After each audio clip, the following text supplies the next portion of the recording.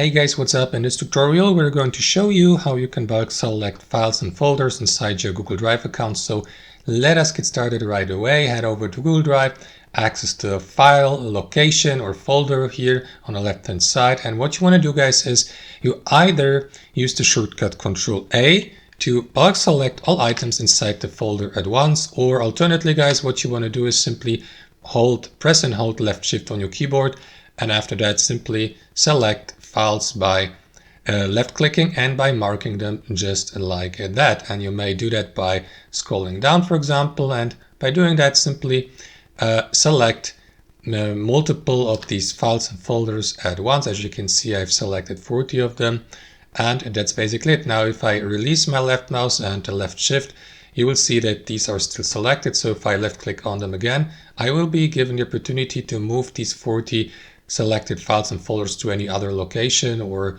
to do whatever I like with them, like edit them, download them, delete them, and so on and so forth, guys. So that's how you bulk select folders and files inside your Google Drive. Thanks for watching and have a wonderful day.